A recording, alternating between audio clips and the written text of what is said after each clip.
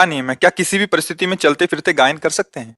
वैसे जहां तक हो सके पवित्र अवस्था में ही गावे, जैसे स्नान आदि करके कपड़े पवित्र हो।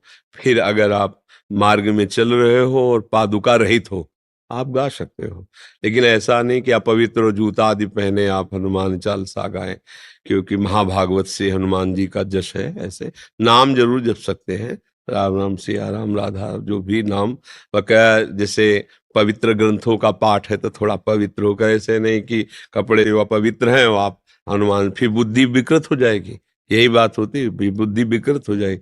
इसलिए जो गुरुदेव ने कहा है वो वचन सत्य है, वही करो जो गुरुदेव ने कहा है, पर पवित्र होके करो। चलते फिरते अपवित्र अवस्था में नाम जप सकते हो, लेकिन जो नियमावली दी गई उसे पवित्र होकर करो, ऐसा है। महाराज जी, श्री राम जी की लीला की चौपाई को याद करके किसी भी परिस्थिति में, मतलब इनका कहने का अशुद्ध अवस्था में उस चौपाई या हनुमान चालीसा आदि का भी उस समय भी पाठ ना करें महाराज जी?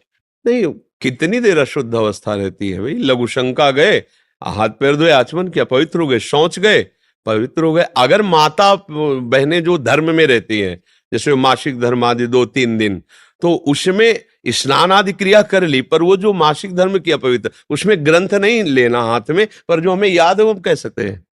और जो हमें चौपाइयाँ याद है, जो हमें, वो हम कह सकते हैं, वो हम गान कर सकते हैं, पर ग्रंथ स्पर्श नहीं करेंगे, माला स्पर्श नहीं करेंगे, उस समय हम ठाकुर सेवा स्पर्श नहीं करेंगे 3 दिन। बका जो हमारा भजन चल रहा है उसको तो नहीं रोकेंगे, और शरीर की पवित्रता को वैसे निर्वाह करेंगे जैसे रोज करते हैं, पर वो 3 दिन जो है फिर हम ये सेवाएं नहीं करेंगे। बका नाम जप है, कीर्तन है, जो पाठ है, जितना याद है उतना हम कर सकते हैं।